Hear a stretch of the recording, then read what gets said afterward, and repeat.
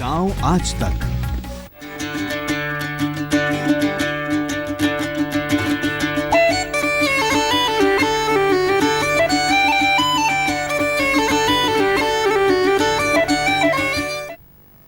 नमस्कार, आपके साथ मैं हूं मीनाक्षी कंडवाल और आप देख रहे हैं गांव आज तक। शहर और गांव के बीच नए कनेक्शन का जरिया गांव आज तक। ये एक ऐसा प्लेटफॉर्म है जहां हम गांव के मुद्दों को उठाते हैं, गांव वालों की आवाज को शासन प्रशासन तक पहुंचाते हैं। आज हम आपको उन कारीगरों की कहानी दिखाएंगे जो लोगों की जिंदगी में तो रंग भरते हैं, लेकिन खुद उनकी जिंदगी बेरंग है। तो आइए चलते हैं मध्य प्रदेश और मिलते हैं उन चंदेरी साड़ी के कारीगरों से जिनकी बनाई साड़ियां देश ही नहीं बल्कि विदेश में भी धूम मचा रही हैं।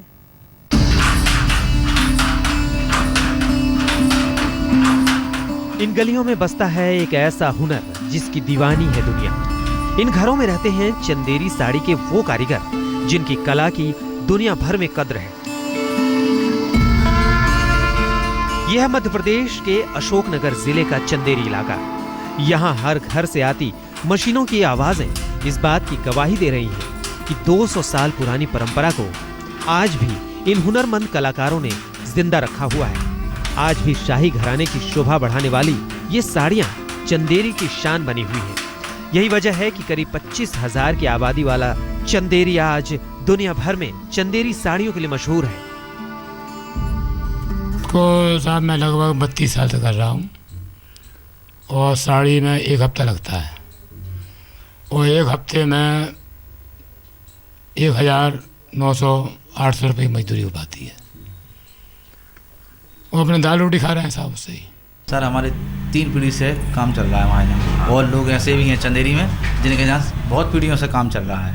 शुरू से देखते आ रहे हैं, उनके शुरू से ही काम चलता आ रहा है। इन तस्वीरों के पीछे की एक हकीकत और है। चंदेरी साड़ियों में रंग भर रहे इन कारीगरों की जिंदगी इन साड़ियों की तरह रंगीन नहीं बल्कि बेहद नीरस है। आज तक की टीम ने जब इन कलाकारों की जिंदगी के पन्ने पलटे तो कई चौंकाने वाली सच्चाई सामने आई। मोहसिन का पूरा परिवार दिन भर 10-12 घंटे काम करता है, लेकिन बमुश्किल वो इतने कमा पाते हैं कि पूरे घर का पेट भर जाए। चंदेरी के मैं एक बुनकर परिवार में हूँ। मोहम्मद मोहसिन का ये परिवार है। पति पत्नी दोनों यहाँ पर इसी तरह से लूम पर काम करते हैं और पीढ़ी दर पीढ़ी इनके यहाँ ये काम हो रहा है। लेकिन पूरे महीने भर इस तरह काम करने के बाद ये कहा जाए कि 4 या 5 साड़ी इस तरह बन पाती है, और जिसमें बाज़ार में जो ये साड़ी जाती है उसके बाद इनके पास 4,000 रुपये सिर्फ बचते हैं, जिससे पूरा परिवार भी अच्छे से नहीं चल पाता है। सरकार की ओर से क्या सुविधाएँ मिलती हैं ये बताएँ। कुछ भी नहीं। हाँ? हमारे पास तक नहीं आ पाती हैं। स्वास्थ्य बस वो कार्ड है तो वो भी बंद हो गया। यहाँ से दवा मिलती थी स्वास्थ्य कार्ड का, तो वो भी बंद हो गया। कितनी साड़ी ऐसी बन जाती है? हफ्ते में 1 ही हो पाती है, महीने की बस 4, कभी वो भी नहीं हो पाती। चंदेरी में हर बुनकर के घर की यही कहानी है। बुनकरों को साड़ी बनाने में कई तरह की दिक्कतों का सामना करना पड़ रहा है। पूरे महीने में सिर्फ 4 साड़ियां बनती हैं, यानी एक साड़ी को बनाने में पूरे हफ्ते लग जाते हैं। उसके बाद भी एक साड़ी की मजदूरी मिलती है सिर्फ 800 रुपए। हम लोगों को नहीं मिलता, हमें तो मजदूरी मिलती है। मान के चलो एक साड़ी की जो बुन रहे हैं तो 800 रुपये 700 रुपये है, बस इससे ज़्यादा नहीं मिलती है हम लोगों को। तो कभी कभी इस मौसम में तो 1 हफ्ते में होती ही नहीं है, 15 दिन हो जाएं, कभी और ज़्यादा हो जाएं। बहुत नुकसान भी होते हैं कामों में। यहाँ सभी की एक ही शिकायत है कि सरकार बुनकरों के प्रति उदासीन है। वो चंदेरी के बुनकरों के हालात सुधारने का कोई प्रयास नहीं कर रही। ना तो बुनकरों को कोई खास सुविधाएं दी गई हैं, न ही उनकी मजदूरी को लेकर कोई सरकारी नीति है। 2-4 घंटे काम करते हैं। और थोड़ी हापान से चलने लगा, जहाँ खान में कमजोरी चक्कर से छान लगा। स्वास्थ्य कार्ड कोई के नहीं है। कोई कार्ड नहीं? हाँ, हमारा गिरते हैं, किसी के नहीं है। स्वास्थ्य बने तो बनवा दियो। अभी कोई कार्ड नहीं? हाँ। और क्या दिक्कत आती है इसमें काम करने में? अरे बुखार दिखाते ही नहीं है। हाँ। हम तो बड़ी बनाते हैं, हमने बोल रहा खूब बोलने तो अब आँखों से नहीं दिखा, से बड़ी बनाने लगे। बेशक रंग बिरंगी चंदेरी साड़ियां पहनकर लोग इतराते हों, पर जो इन चंदेरी साड़ियों में रंग भरते हैं उनकी जिंदगी बेरंग है। बस इन कारीगरों को इस बात का सुकून है कि आज भी वो इस 200 साल पुरानी परंपरा को बचाए हुए हैं। जिस तरह से पूरा जो इनका डिपेंड होते हैं, ये जिस तरह से बाहर से काम मिलता है या जो कई बार मौसम की मार होती है वो भी बहुत ज़्यादा इन पर पड़ती है। ये कहा जाए कि पूरे चंदेरी में करीब 5000 इस तरह से बुनकर हैं और वो अपनी जीविका इसी तरह चला रहे हैं। कैमरामैन निशाद के साथ अमित कुमार, चंदेरी, आज तक। बदलते फैशन के दौर में भी चंदेरी साड़ियों का क्रेज आज भी लोगों के बीच है। बॉलीवुड की भी कई फिल्मों में चंदेरी साड़ियों का जिक्र है। हाई प्रोफाइल लोगों की पसंद होने के बावजूद चंदेरी साड़ियों से जुड़े कारीगरों की हालत बेहद खराब है। सवाल ये है कि आखिर कैसे इन कारीगरों के अच्छे दिन आएंगे।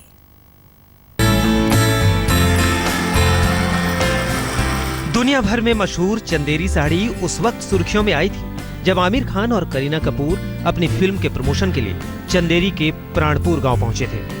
गांव के कमलेश कोहली के घर आमिर ने उनके साथ लूम पर बैठकर चंदेरी साड़ी भी बुनी थी। उस वक्त आमिर ने एक साड़ी करीना कपूर को गिफ्ट भी की थी, जिसे पहनकर उन्होंने फिल्म प्रमोशन के साथ सरकार से चंदेरी बुनकरों की मजदूरी को बढ़ाने की गुजारिश भी की थी। लेकिन 6 साल बाद भी कमलेश कोहली के हालात नहीं बदले, उनकी मजदूरी नहीं बढ़ी। चंदेरी के प्राणपुर में मैं इस समय कमलेश कोहली जो बुनकर हैं उनके घर पर हूं और सबसे महत्वपूर्ण बात यह है कि 5 साल पहले यानी 14 दिसंबर 2009 को आमिर खान अपनी फिल्म की प्रमोशन में चंदेरी जब आए थे, इस घर में आए थे, कमलेश कोहली के घर आए थे और रात में उन्होंने इन्हीं का घर का दरवाज़ा खटखटाया था और वो इसी लूम पर बैठे हुए थे, काम कर रहे थे और फिर आमिर खान ने भी इसी लूम पर काम किया। लेकिन इनके हालात कुछ नहीं बदले हैं। यहाँ पर बड़े बड़े अभिनेता भी इस घर में आए, लेकिन जो बुनकर के हालात हैं वो जस के तस हैं। इस समय हमारे साथ हैं, वो इस समय लूम पे काम भी कर रहे थे, उनसे बात कर रहे हैं कि ये बताएं क्या स्थिति बदली है अब। स्थिति कुछ नहीं बदली अपनी, यही कि हमारे कर रहे खा रहे हैं। कितना पैसा मिलता है आपको एक साड़ी का? एक साड़ी के 600 रुपये मिलते हैं, मजदूरी मिलती है खिली बस की। वो सेठ से माल ले आते हैं, सेठ देता है माल, तो साड़ी ठकती है सो ले जाते सेठ के पास। सुना आपने कैसे आज भी बुनकर अपनी हक की मजदूरी को हासिल नहीं कर पा रहे हैं। बेशक चंदेरी साड़ी को पहनकर करीना कपूर, विद्या बालन ने खूब चर्चा बटोरी हो, लेकिन इन बुनकरों की सुध लेने वाला आज भी कोई नहीं है। आमिर खान और करीना कपूर चंदेरी में ग्राम प्राणपुर में आकर के लूम पर बैठी थी और वो जो साड़ी वो लेकर गई वो करीना कपूर के नाम से ही वो फेमस हुई। इतना ही नहीं, चंदेरी साड़ी के बुनकरों के साथ ही साथ इसे बेचने वाले विक्रेता भी कम कमाई होने की बात कर रहे हैं। विक्रेताओं का मानना है कि चंदेरी साड़ी की मांग बेशक बाजार में बढ़ी हो, लेकिन बिचौलिए नकली चंदेरी को असली चंदेरी का नाम देकर सस्ते दामों पर बेच रहे हैं, जिससे विक्रेताओं, व्यापारियों और बुनकरों को खासा नुकसान हो रहा है। रानी गायत्री देवी जी की साड़ी है और ये परंपरा तो काफ़ी वर्षों पुरानी है चंदेरी साड़ी की। ये औरंगजेब जो राजा थे, शासक थे, उनके टाइम से बन रहा है कपड़ा चंदेरी का। और ये साड़ी जो लेफ्ट हैंड पे है, ये साड़ी मेहंदी लगे आते हैं। ये राष्ट्रपति पुरस्कार साड़ी है और ये श्री ज्ञानी जेल सिंह जी जब राष्ट्रपति जी थे, उन्होंने इस साड़ी के लिए अवार्ड दिया था। चंदेरी साड़ी के कारोबार से जुड़े सभी लोगों की सिर्फ एक ही दरकार है कि सरकार इस ओर ध्यान दे, ताकि चंदेरी दुनिया भर में अपनी पहचान बनाए रखे। अब देखना होगा कि आने वाले वक्त में क्या वाकई सरकार कुछ ठोस कदम उठाकर इन कारीगरों को उनका हक देती है। चंदेरी साड़ी का हुनर करीब 600 साल पुराना है और आज इसके करीब 5000 बुनकर मौजूद हैं जो अपने घर में साड़ियाँ बना रहे हैं या ड्रेस मटेरियल तैयार कर रहे हैं। लेकिन उनकी नज़रें अब सरकार पर है कि शायद कोई आर्थिक या किसी तरह कोई मदद मिले जिससे ये परंपरा आगे भी बनी रहे। कैमरामैन निशाद के साथ अमित कुमार, चंदेरी, आज तक।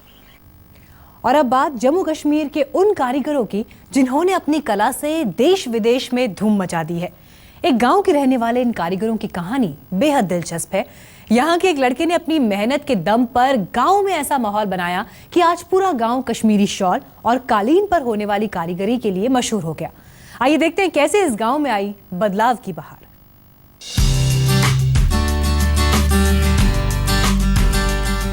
पेपर माशी एक ऐसी हस्तकला जिसके लिए चाहिए हाथों का हुनर, बरसों का तजुर्बा और पुश्तैनी कला को जीवंत रखने का जज्बा। कश्मीर की कालीन हो, शॉल हो या पेपर माशी से बने सजावट के शो पीस, दुनिया भर में इनकी मांग है। कश्मीर घाटी के पुलवामा जिले का गंगू गांव पहले बाकी गांवों की तरह हुआ करता था, जहां लोग गुजर बसर करने के लिए खेती किया करते थे। लेकिन पेपर माशी की दुनिया भर में डिमांड को देखते हुए गांव के एक परिवार ने पूरे गांव की तकदीर बदलने का फैसला किया। कुछ ऐसा कर दिखाया जो बेशक मुश्किल था पर नामुमकिन नहीं। इस प्रोडक्ट, इस हॉनर का नाम है पेपर मैशी। ये डेकोरेशन आइटम्स है। ये हमारे मतलब इलाके के लोग इसका ये हॉनर करते हैं पिछले 30 सालों से। इससे रोज़गार मिलता है, हमारे बच्चों को बहुत अच्छी तरीके से मुस्तफ़ीद होते हैं हमारे गाँव के लोग। दरअसल गांव के गुलाम हसन ने घर और गांव वालों को रोजगार देने की ठानी और शहर जाकर पेपर माशी का काम सीखा। फिर क्या था, धीरे धीरे पहले घर वालों को और फिर गांव वालों को पेपर माशी के हुनर से रूबरू करवाया। आज इस गांव की तस्वीर ही बदल चुकी है। गांव वाले पेपर माशी का काम करके अच्छा पैसा कमा रहे हैं। पिछले 25 साल से शुरू किया काम, मुझे इससे बहुत फ़ायदा हुआ। गांव में ये काम करते हैं, मतलब ये जो हम चीज़ें छोटे छोटे बनाते हैं, गरीबी दूर हो गई, हमारी तरक्की हो गई। पेपर माशी की कला ईरान से कश्मीर में आई। इस कला में कागज के कचरे को कुछ केमिकल मिलाकर एक तरह की लुगदी बनाई जाती है। फिर उसी से अलग अलग तरह की चीजें बनाकर उन्हें खूबसूरत रंगों के साथ सजाया जाता है। अलग अलग रंगों से सजी इन चीजों पर नक्काशी की जाती है जो बेहद बारीक होती है। हमारे पास बहुत कम पैसा था जब हम ये काम सीखते थे, लेकिन जब से हमने ये बराबर सीख लिया तो हमने बहुत सारे प्रोडक्ट्स तैयार किए हैं और हम बाहर स्टेट गए हैं। हमारी जो आमदनी है उसमें इजाफा हो गया है। गुलाब हसन के हौसले ने गांव वालों को रोजगार तो दिया ही, वहीं उनकी इस कोशिश से ये साबित हो गया कि अगर आप किसी भी काम को शिद्दत से करें तो आपको सफलता जरूर मिलती है। अशरफ वानी, पुलवामा, आज तक। यूपी के गोरखपुर में दो भाइयों ने एक ऐसा कारनामा कर दिखाया जिसके बारे में आप सोच भी नहीं सकते। दोनों भाई पेशे से इंजीनियर हैं। इंजीनियरिंग की पढ़ाई के बाद उन्होंने नौकरी भी की, लेकिन गांव के लिए कुछ करने की चाह और खेती से हो रहे पलायन के दर्द ने उन्हें नौकरी छोड़कर गांव वापस जाने के लिए मजबूर कर दिया। लाखों रुपए की पैकेज वाली नौकरी छोड़कर आज दोनों भाई गांव में खेती कर रहे हैं और आप ये जानकर हैरान रह जाएंगे कि उनका सालाना टर्नओवर करोड़ों रुपए में है। किसी विदेशी फार्म हाउस की तरह नजर आ रहे इन खेतों की कहानी पूरी फिल्मी है। रियल लाइफ की इस फिल्म के नायक हैं गोरखपुर जिले कैंपियरगंज के रहने वाले इंजीनियर ब्रदर्स। नाम है मोहम्मद हिदायतुल्लाह और मोहम्मद अहमदुल्लाह। हिदायतुल्लाह पेशे से इलेक्ट्रॉनिक्स इंजीनियर हैं और उनके भाई अहमदुल्लाह सिविल इंजीनियर। जी, मैंने जामिया मिल्ला इस्लामिया से सिविल में इंजीनियरिंग की है। उसके बाद मैंने तकरीबन 10 साल नौकरी की, लेकिन नौकरी में जितनी मेहनत थी, मुझे लगा कि अगर मैं इतनी मेहनत अपनी खेती पे और कृषि में करूं तो उससे कहीं ज़्यादा फ़ायदा हो सकता है। खेतों में पसीना बहा रहे अहमदुल्लाह इंजीनियरिंग की पढ़ाई के बाद विदेश नौकरी करने चले गए थे, जबकि भाई हिदायतुल्लाह ने इंजीनियरिंग की नौकरी छोड़कर गांव में खेती शुरू कर दी। हमने सोचना शुरू किया कि भाई इसमें कैसे इसको हम और इम्प्रोवाइज कर सकते हैं, तो फिर हम कमर्शियल खेती फिर हमने शुरू किया। करीब 100 एकड़ में फैले इस फार्म हाउस को हिदायतुल्लाह ने पहले अकेले ही संवारने की कोशिश की, लेकिन काम इतना बढ़ गया कि वो उसे संभाल नहीं पा रहे थे। इस बीच विदेश में नौकरी कर रहे छोटे भाई अहमदुल्लाह जब भी गांव आते, लहलहा रहे खेत उन्हें अपनी ओर खींचने लगते। आखिरकार 10 साल नौकरी के बाद इन्होंने भी लखटकिया नौकरी छोड़कर खेतों में पसीना बहाने का फैसला लिया। आज दोनों भाई मिलकर इलाके में सबसे ज्यादा आम और केले की पैदावार कर रहे हैं। इनके खेतों में पैदा होने वाले ग्लैडुलस के फूलों की विदेशों में मांग है। पैकेजिंग और ब्रांडिंग के जरिए गोरखपुर के इन इंजीनियर ब्रदर्स ने खेती को मुनाफे का सौदा बना दिया है।